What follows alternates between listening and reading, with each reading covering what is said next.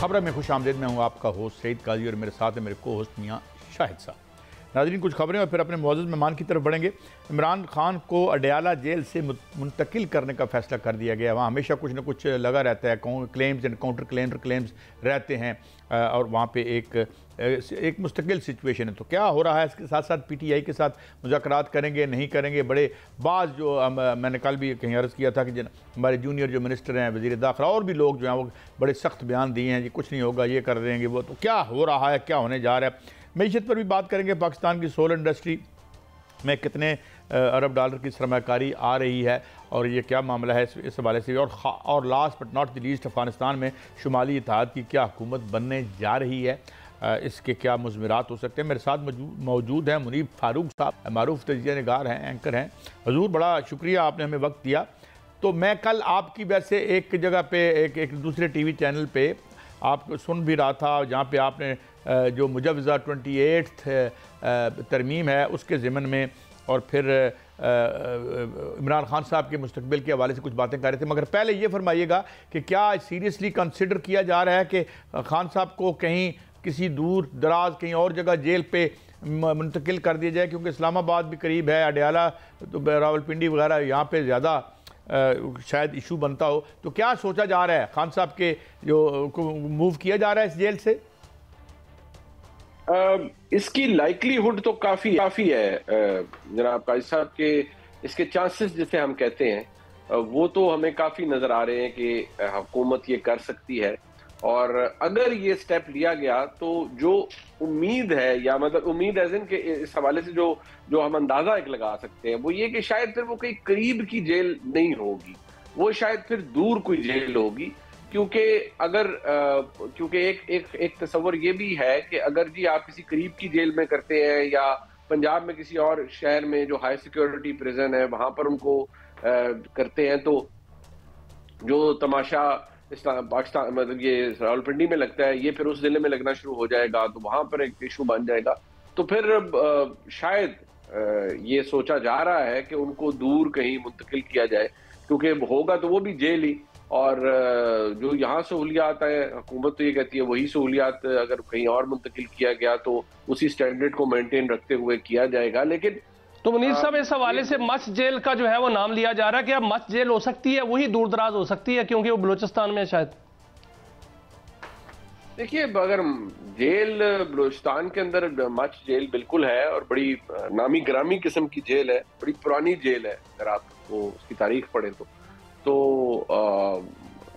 और भी हो सकती हैं जेल। ये भी जरूरी नहीं है कि वो बलूचिस्तान में हो, ये भी हो सकता है कि वो सूबा सिंध में हो। मुमकिनात को तो रूल आउट नहीं किया जा सकता। और ये भी हो सकता है कि सारे चीजों को जिसे कहते हैं ना अंग्रेजी में वेन करने के बाद ये सोचा जाए कि नहीं अभी उनको यहीं रखा जाए।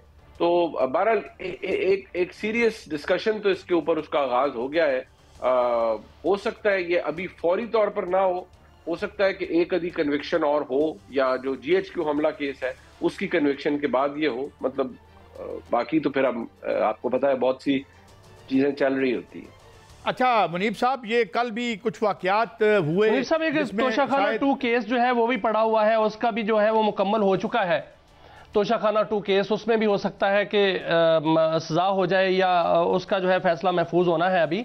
लेकिन सर, मुज़ाकरात की जो बात है वो कहा जा रहा है हुकूमत की जानिब से कि कोई सूरत नहीं है कि मुज़ाकरात हों। लेकिन PTI की जानिब से आज डेवलपमेंट ये हुई है कि उन्होंने पीपल्स पार्टी से रब्ता किया है, उनको कॉन्फ्रेंस में दावत दी है और ये एक साथ कहा है कि अगर मुज़ाकरात करने हैं तो बात महमूद खान अचकज़ई से की जाए। क्या मुमकिन है ऐसा?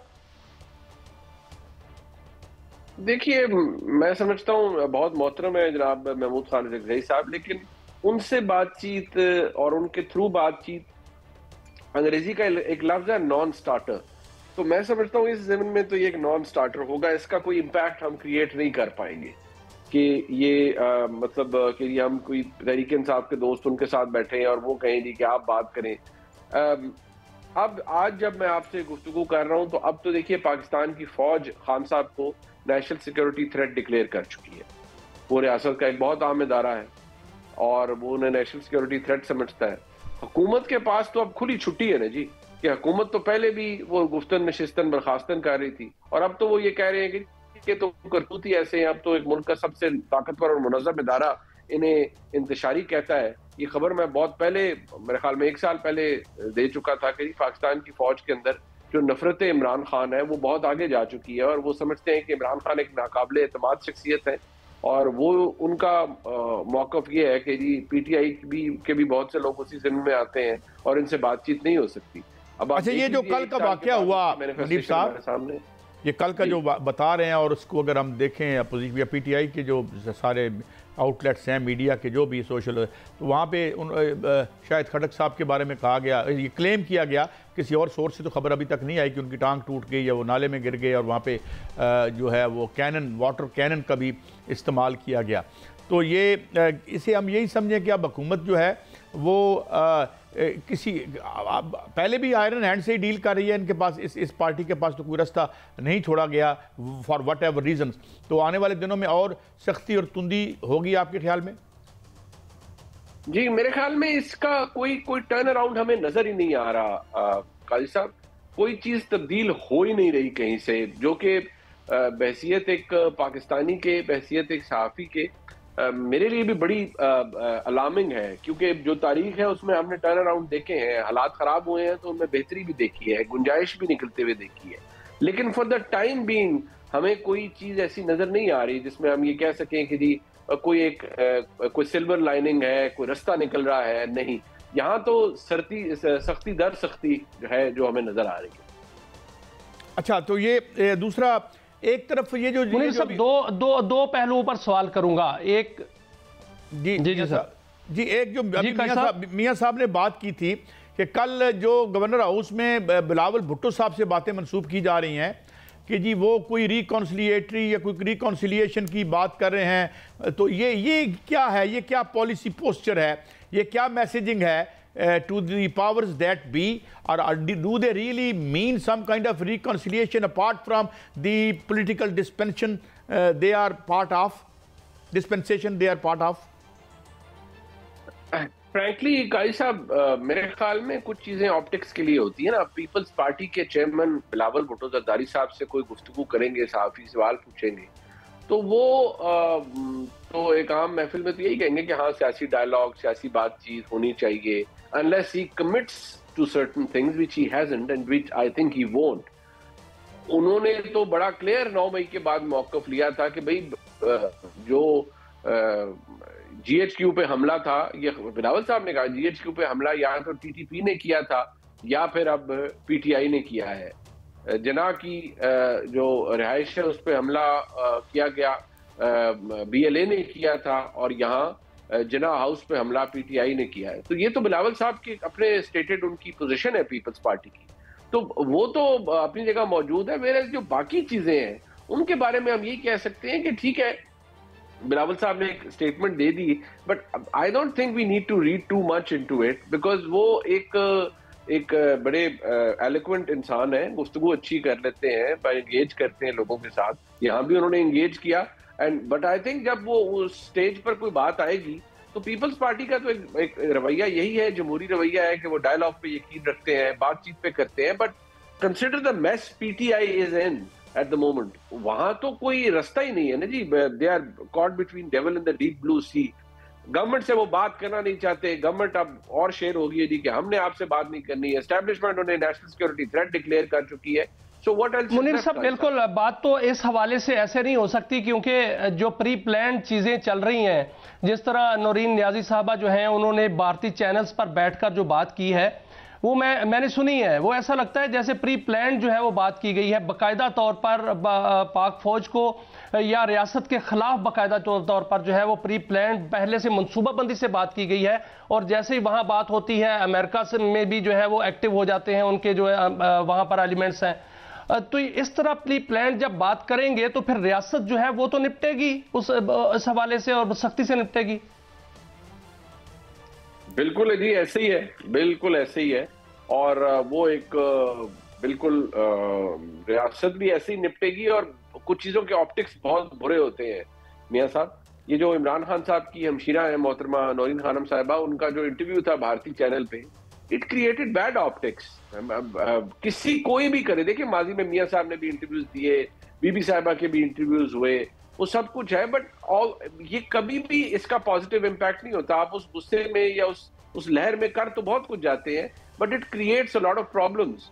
लेकिन अगर हम माजी करीब में भी देखें तो जो भी तलखी मियां साहब की, बाजवा साहब की एस्टेब्लिशमेंट से हुई, इवेंचुअली उसमें रास्ता निकल आया, बिकॉज वो उस स्टेज पर नहीं गई थी, उस जगह नहीं गई थी जहां बदकिस्मती से पीटीआई और आज की जो मुक्तदरा है उसके मामलात पहुंच चुके हैं। तो सिचुएशन तो काफी कॉम्प्लिकेट है यहाँ पर। अच्छा मुनीब साहब, एक और बात जरा मैं लेकिन सर इसमें ये खबर भी आ रही है कि इस तरफ से राब्ता किया गया था, जो मैडम नौरीन साहबा हैं उन्होंने बाकायदा तौर पर मीडिया से, भारतीय मीडिया से खुद राब्ता किया था कि उनका जो है वो इंटरव्यू किया जाए। इनमें और उनमें टीवी चैनल्स के इंटरव्यूज में तो बहुत फर्क हुआ है। इसका मतलब है कि खुद राब्ता करके प्री प्लान ये बात की गई है। देखिए, अगर ये राब्ता मोहतरमा नौरीन खानम साहिबा ने खुद किया है तो बड़ा मैं समझता हूँ एरर, ह्यूज ब्लंडर और एक मैसिव एरर ऑफ जजमेंट है। वेयरएज ये बात आपकी दुरुस्त है, जो बाकी चैनल, बाकी केसेस के अंदर मियां साहब एक ताकतवर वज़ीर आज़म थे और उनसे अगर भारतीय मीडिया ने एक सवाल रह गया मुझसे, मैं अब फिर करूंगा आपसे, लेकिन मैं छोड़े जाता हूं सवाल कि जब माइनस होता है तो फिर सियासत भी तो माइनस हो जाती है, और अब किस हद तक प्लस रह गई हैं पीपल्स पार्टी और मुस्लिम लीग नून। लेकिन बहरहाल फारूक साहब, आज वक्त कम है, आपको फिर हम जहमत देंगे। बहुत शुक्रिया, आपने हमें अटेंड किया। नाज़रीन, एक ब्रेक है, ब्रेक के बाद वापस आते हैं, हाजिर होते हैं, देखते हैं मईशत में कौन से कारहाय नुमायाँ फरमाए जा रहे हैं और इस ज़मीन में क्या क्या अज़्म और इरादे हैं और नीचे सूरत हाल ज़मीन पर क्या है। एक ब्रेक के बाद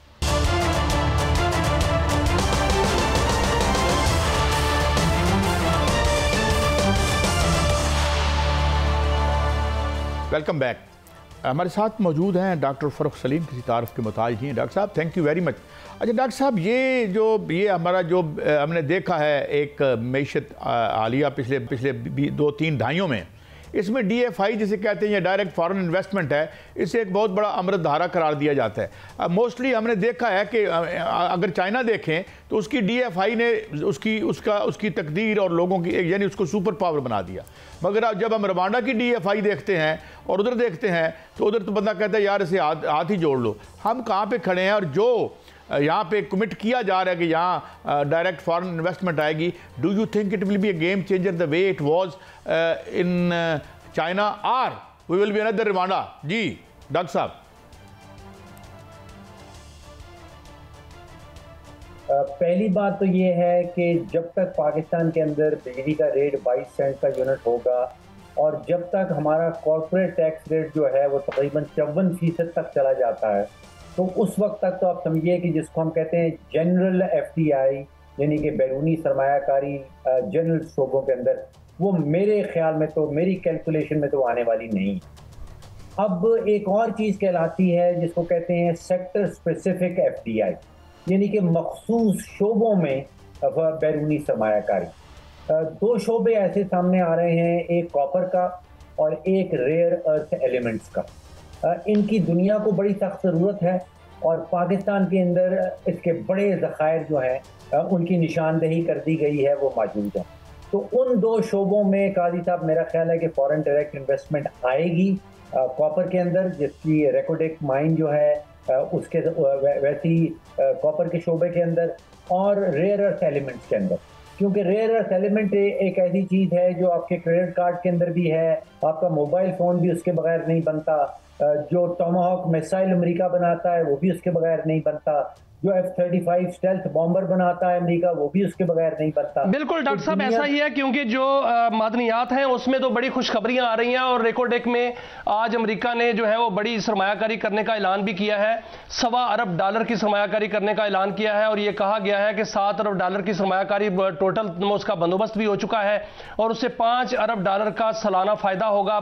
जो चीन है वो B2B पाकिस्तान के अंदर सोलर में जो है वो सरमायाकारी करना चाहता है, बल्कि उसने शुरू कर दी है और ये कहा जा रहा है कि 9 अरब डॉलर की सरमायाकारी जो है वो वहां से जो चीन है वहां से आएगी। अगर ये हो जाता है तो 70% जो है सोलर की कीमतें कम होने का जो है वो इम्कान है। और ये भी कहा जा रहा है कि मोबाइल फोन जो स्मार्टफोन्स हैं उस पर जो है वो टैक्स जो है वो कम होने जा रहा है। तो ये भी एक अच्छा फैक्टर जो है वो सामने आ रहा है क्योंकि वो जरूरत बन चुकी है। और ये भी खबर जो है वो सामने आ रही है कि पाकिस्तान में जो तेल और गैस है इसके ज़खायर आज मिले हैं। नशपा जो ऑयल फील्ड है वहां से तेल और गैस के बड़े ज़खायर मिले हैं। तो ये अच्छे इशारे डॉक्टर साहब सामने आ रहे हैं। इससे इन्वेस्टमेंट भी आएगी और मईशत मुस्तकम होगी। तो ये आपने बहुत सारे अच्छे इशारे जो हैं वो बयान कर दिए, वो सामने रख दिए। वी होप कि वो वाकई आ जाएं। लेकिन उस वक्त तक पाकिस्तान की मईशत की सिमत, पाकिस्तान की मईशत की किस्मत दुरुस्त होने वाली नहीं है जब तक हम अपने घर के अंदर we don't put our own house in order. और उससे मेरी मुराद ये है कि जब तक हुकूमत पाकिस्तान 9,000 अरब रुपए का बजट का खसारा करती है उस वक्त तक मईशत की किस्मत जो है वो ठीक होने वाली नहीं। जब तक हुकूमत पाकिस्तान बिजली के शोबे में 2,500 अरब का नुकसान कर चुकी है, गैस के शोबे में 2,500 अरब का मजीद नुकसान हो चुका हुआ है, स्टेट ऑन एंटरप्राइजेज चलाने में कोई 5,000 अरब का नुकसान करती है, तजारती खसारा कोई 30 अरब डॉलर पे जा रहा है। तो ये 5-6 चीज़ें जो हैं इनकी जब तक सिमत जो है वो दुरुस्त नहीं होती, बाकी जितनी चीज़ें आप गिनवा लें और जितनी चीज़ों की उम्मीद रख लें, मुल्क में या मुल्क की मईशत जो है उसमें कोई बड़ी तब्दीली आने वाली मुझे नज़र नहीं आती। अच्छा डॉक्टर साहब, एक तो मैं खबर आपके साथ भी शेयर कर दूं।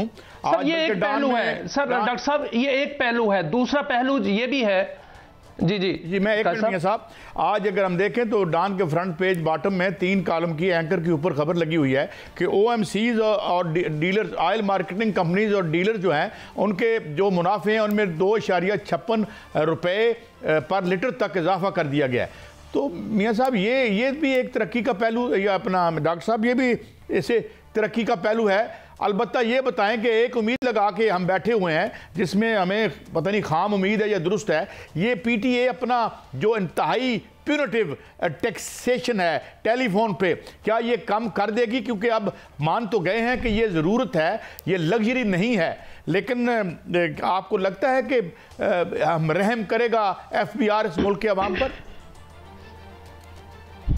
देखिए, हम टैक्स बढ़ाते हैं IMF के इकरार के ऊपर, और ये सबक नहीं सीखते कि पिछले 75 साल से हम IMF के मेंबर हैं। 25 प्रोग्राम उसके हम ले चुके हैं। कोई 30 अरब डॉलर हमने उनसे बोरो किया था, उनसे उधार लिया था, 34 अरब डॉलर उनको वापस किया है। और 75 साल के बाद 25 प्रोग्रामों के बाद हमने सबक 0/0 सीखा। देखिए, IMF हमें जो कहता रहे उसने आज तक पिछले 80 साल की उसकी तारीख मौजूद है, उसने किसी मुल्क की मईशत को सीधी डगर पे नहीं चलाया, कोई सही ट्रैक पे नहीं लगाया। ये उसके चार्टर में काजी साहब लिखा ही नहीं।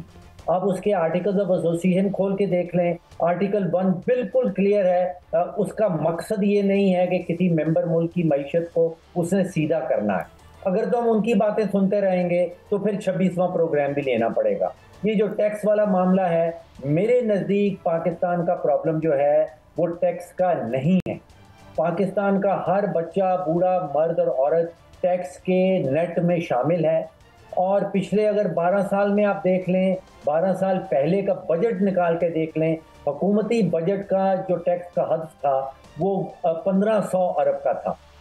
आज हमें हुकूमत बता रही है कि उसने 17,000 अरब इकट्ठा कर लिया। तो टैक्स तो बहुत तेजी से बढ़ रहा है पाकिस्तान के अंदर, टैक्स की कलेक्शन बहुत तेजी से बढ़ रही। प्रॉब्लम टैक्स नहीं है मेरे नज़दीक। मेरे नज़दीक प्रॉब्लम है हुकूमती खसारे, मेरे नज़दीक प्रॉब्लम है हुकूमत के नुकसानात। मेरे नज़दीक सर हम इसी पे बात जो है वो इसी पहलू पे बाद में डॉक्टर साहब करना चाहूँगा कि जो हम मईशत की बात कर रहे हैं कि जो प्रॉब्लम्स हैं मईशत की सबसे बड़ी प्रॉब्लम एक और भी है, वो है करप्शन। तो सर नैब की कल जो रिपोर्ट आई है उसमें उन्होंने कहा है कि 2 साल 9 माह में 44 अरब डॉलर की रिकवरी की है। अगर नैब मजीद जो है वो इस तरह जो काम करे और लूटी हुई दौलत वापस ले आए तो हमारे तो कर्जे ही उतर जाएंगे। और दूसरी ये भी तजवीज़ दी जा रही है कि जो टैक्स रेट है वो कम से कम किया जाए ताकि तमाम लोग टैक्स दें। उसमें यह भी तजवीज़ आ रही है कि 5% पे कर दिया जाए। तो क्या इस तरह जो है बेहतर हो जाएगा टैक्स कलेक्शन? ये पिछले 50 साल की माशी तारीख सामने है। जितने मुल्कों ने भी नारा लगाया है कि हम लूटे हुए पैसे वापस ले आएंगे और हमारी मईशत दुरुस्त हो जाएगी, आज तक तो इंसानी तारीख में ये हुआ नहीं। अगर आप पाकिस्तान में ये कर दिखाते हैं तो ये मौजूदा होगा। ये आज तक दुनिया की तारीख में ये हुआ नहीं। इस उम्मीद पे बैठ जाना कि लूटी हुई रकम वापस आ जाएगी। एक सवाल नैब से भी पूछ डालिए कि वो जो कह रहा है जो इतनी रकम उसने वसूल की है वो कहाँ गई? वो कहीं खजाने में तो आई नहीं, वो कहीं बजट में तो आई नहीं, वो कहीं हुकूमती की तिजोरी में तो कहीं जमा हुई नहीं, तो फिर वो कहाँ गई? डॉक्टर साहब, वन लास्ट क्वेश्चन सर, ये बताइए कि रिको डिक में भी इन्वेस्टमेंट आ रही है और बहुत अरसे से हम सुन रहे हैं कि वहाँ गॉड नोज कितने ट्रिलियन का सामान पड़ा हुआ है। तो वो कहते हैं कि एक ही अगर उसको हम सही टैप कर लें तो एटलीस्ट इससे हमारे कर्जे ख़त्म हो सकते हैं। इसमें कोई ऐसी पॉसिबिलिटी है या नहीं डॉक्टर साहब? देखिए, हम बहुत बात करते हैं बलूचिस्तान के अंदर दहशतगर्दी के इवेंट्स की, बम धमाकों की। हकीकत ये है कि पिछले कोई 2 महीनों के अंदर एशियन डेवलपमेंट बैंक इन्वेस्टमेंट कर रहा है। कनाडा की 50% वो जो डेकोटिक का आप नाम ले रहे हैं वो 50% is owned by a Canadian company called Barrick Gold. इसमें फिनलैंड की कंपनी ने इन्वेस्टमेंट की है, इसमें स्वीडन से इन्वेस्टमेंट आ रही है। इसके अंदर दुनिया भर के जो मालियाती इदारे हैं वो कॉपर के अंदर इन्वेस्टमेंट करने को तैयार। जो आलमी अकाउंटिंग कंपनीज हैं वो ये बता रही हैं कि 2028 में जब हम एक्चुअल तांबा प्रोड्यूस करना शुरू करेंगे तो इस एक माइन के अंदर तकरीबन 74 अरब डॉलर का सालाना फ्री कैश फ्लो होगा। तो इसमें तो कोई शक की बात नहीं कि अगर इस असासे को हम ठीक तरह मैनेज कर लें तो वो फिगर आपके सामने है। ये उम्मीद लगा रखना कि इससे हमारे सारे कर्जे ख़त्म हो जाएंगे। देखिए, कर्जे हम उठा रहे हैं क्योंकि हमारे बजट में खसारा है। कर्जे हमें लेने पड़ते हैं क्योंकि हमारी तजारत में खसारा है। कर्जे हम उठाते हैं क्योंकि हम बिजली में नुकसान करते हैं। कर्जे हम उठाते हैं क्योंकि हम पीआईए में नुकसान करते हैं। तो वो सारे नुकसान। डॉक्टर साहब, मैं माफ़ी चाहता हूँ वक्त की, क्योंकि कामत में एक सवाल और, ये इतनी बड़ी इन्वेस्टमेंट जो है आईटी में आ रही है, दोबारा अमेज़न और दीगर और भी बड़ी बड़ी कंपनियां कमिट कर रही हैं बिलियंस ऑफ डॉलर इंडिया में, तो क्या हम यहाँ कोई ऐसा इंफ्रास्ट्रक्चर क्रिएट नहीं कर सकते? एक ही, या हमारे हमसाए में ही है इंडिया और कोई कंडीशन मौसम की तो कम से कम वैसी हैं जैसे हमारी और उनकी हैं। How can we tap that investment और उसको रोक अपनी तरफ मोड़ सकते हैं? देखिए, 2 बड़े असूल जो मैंने आपको शुरू में बताया कि इंडिया में, बांग्लादेश में, चीन में बिजली की कीमत हमसे 1/3 है, कहीं आधी है। जब तक बिजली की कीमत 22 सेंट फी यूनिट रहेगी और जब तक कॉर्पोरेट टैक्स रेट 54% पे होगा, अब सोचिए कौन दुनिया की कंपनी है जो पाकिस्तान में आए, 22 सेंट की बिजली ले और अगर $100 कमाती है तो उसमें से $54 निकाल के हुकूमत के खजाने में जमा कर दे। लेकिन डॉक्टर साहब, अब ये भी तो नहीं कहा जा सकता ना कि वह हुकूमत के ख़जाने में जाएंगे या जो IPPs के उनको मिलेंगे। बहरहाल ये बड़ी बुनियादी बात जो डॉक्टर साहब ने की और हम बार बार इसको हम क्या कहते हैं कि एक वाटर ड्रॉप की तरह पेश करते रहते हैं, और जो भी डिसीजन मेकर्स हैं कि बिजली बिजली बिजली, इसको दुरुस्त करेंगे तो शायद ठीक हो जाएगा, मगर बिजली बनाने वाले शायद बहुत ही ताकतवर लोग हैं। ब्रेक के बाद हाजिर होते हैं। अफगानिस्तान में शुमाली इत्तेहाद की हुकूमत बनने जा रही है, क्या तब्दीली होगी? एक क्राइसिस तो है जो अनफोल्ड कर रहा है अफगानिस्तान में, उसमें हम अपने लिए बेहतरी कैसे देख सकते हैं? ब्रेक के बाद।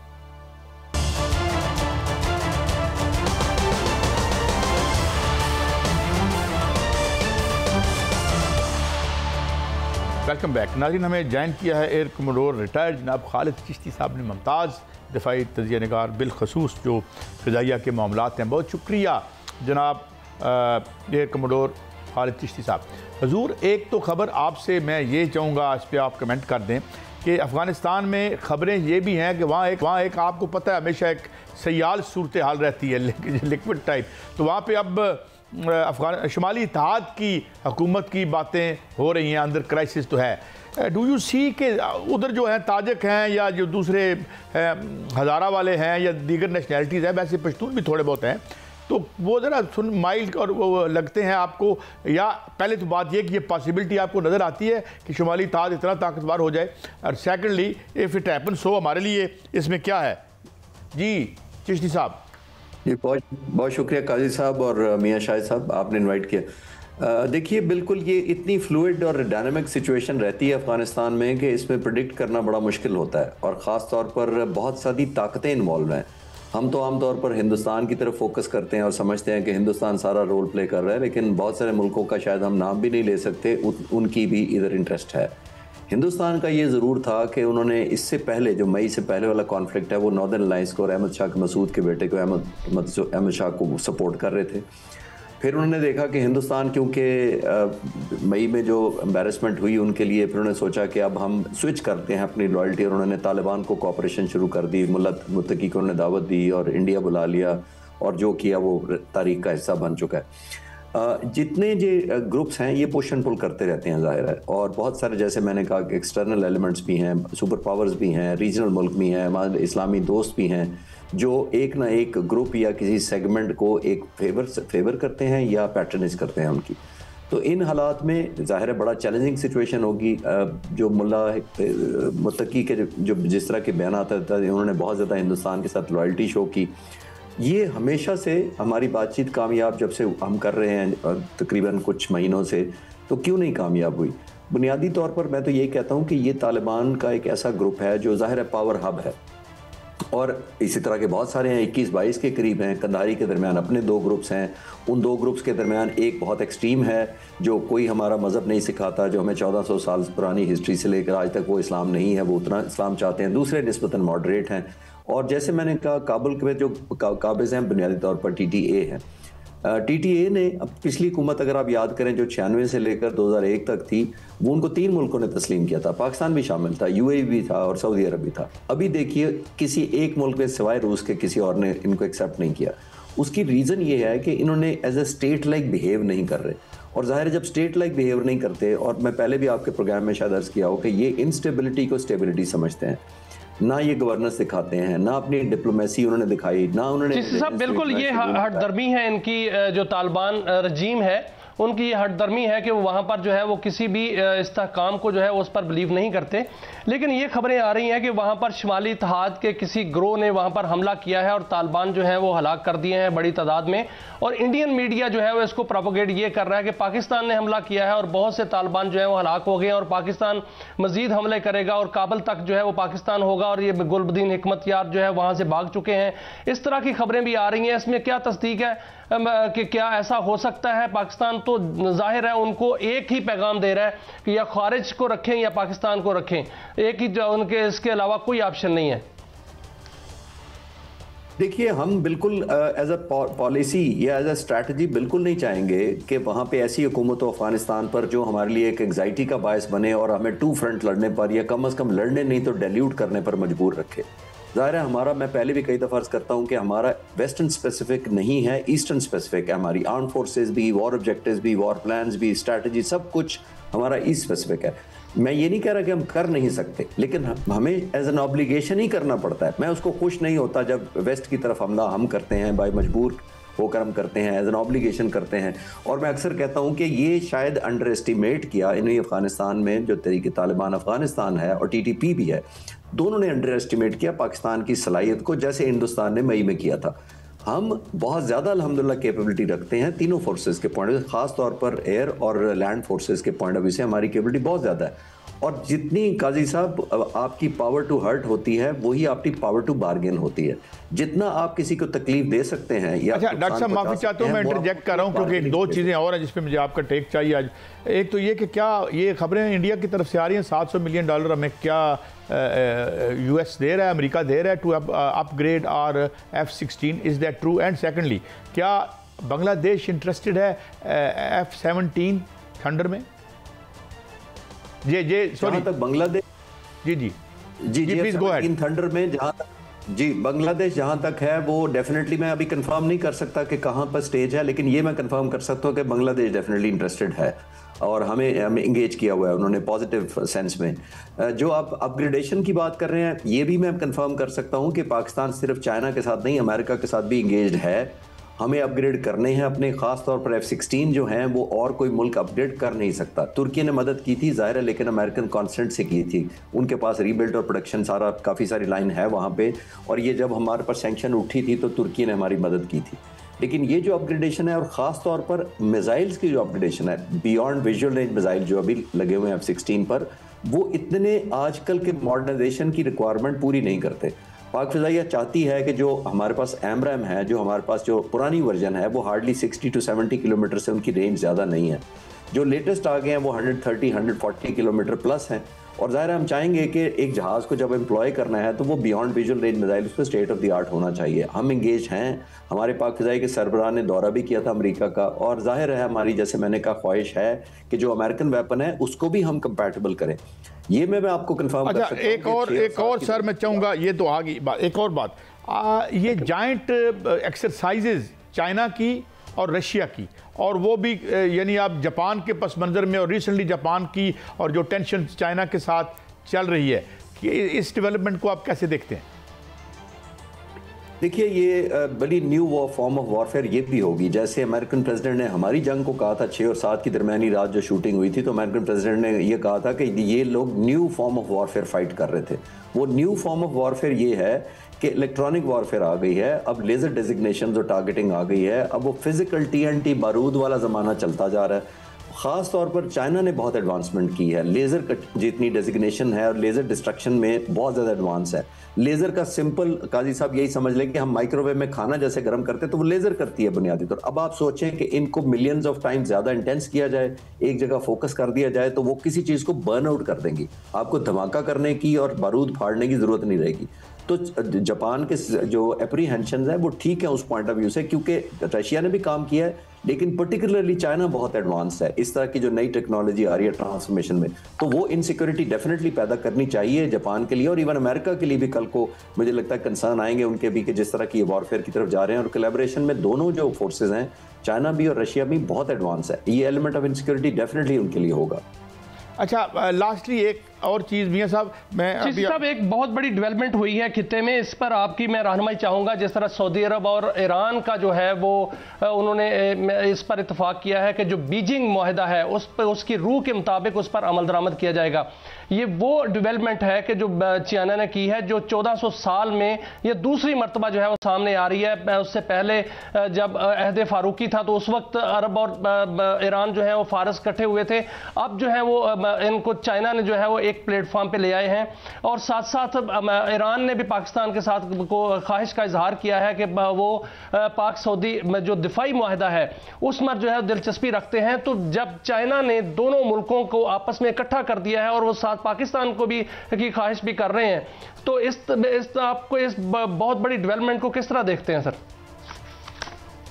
देखिए मियां साहब, अब मेरा ख्याल है खित्ते के लोगों ने ये रियलाइज कर लिया है कि अगर आप इकट्ठे ना हुए, जिसमें ईरान शामिल है, सऊदी अरब शामिल है, पाकिस्तान, चाइना, रशिया, ये सब लोग शामिल हैं। रियलाइजेशन बहुत टाइम पे आई है, ऑल्दो थोड़ा लेट है लेकिन फिर भी टाइम पे है। और हमने रियलाइज किया कि दुनिया किस तरह तमाशा देखती रही थी जब गाजा में बमबारी 2 साल होती रही, 70,000 के करीब लाशें उठी, किसी ने कोई इंटरफेयर नहीं किया। इसका मतलब था कि जिसकी लाठी उसी की भैंस। इजराइल ने फिर आकर कतर पर हमला करके फिर साबित किया कि मेरी मर्जी। उससे पहले भी कई दफ़ा किए थे, ईरान के अंदर भी उन्होंने मारे थे लीडर्स इनके, हमास के। तो अब मेरा ख्याल है रियलाइजेशन बिल्कुल टाइम पर आई है। एक और बड़ी इंपॉर्टेंट बात इस रीजन में ये हुई है कि अमेरिकन प्रेसिडेंट का influence over a period of time इतना बढ़ गया। इसीलिए पुतिन आए हैं इंडिया बताने के लिए कि मैं इररिलेवेंट नहीं हूँ। अब वो क्या इंसेंटिव देकर गए हैं वो तो एक अलग डिबेट है, और शायद वो अभी सीक्रेट भी रखना चाहेगा हिंदुस्तान के, कहीं अमेरिकन प्रेसिडेंट गुस्से में ना आए। अब चाइना भी कम रेलेवेंट होता जा रहा था global player point of view से, इकोनॉमिकली बहुत बड़ा प्लेयर है, लेकिन अब ये बहुत अच्छा उन्होंने इनिशिएटिव लिया है और वो काउंटर कर रहे हैं जो अमेरिका को। आई थिंक ये नीड ऑफ द आवर भी है हमारे रीजनल के लिए, एक चेक एंड बैलेंस भी होगा, और जाहिर है एक डेटरेंस का मैसेज भी जाएगा जब ये एक्सपैंड करेगी जिस तरफ आप। Air commodore retired Khalid Chishti sahab, it is always a great pleasure to have you on the show. वक्त खत्म हो गया बदकिस्मती से, हम और भी जो है वो जानकारी लेते। बहुत शुक्रिया जनाब खालिद चिश्ती साहब। नाज़रीन, ये था हमारा आज का शो, कल फिर मिलेंगे। अल्लाह हाफ़िज़।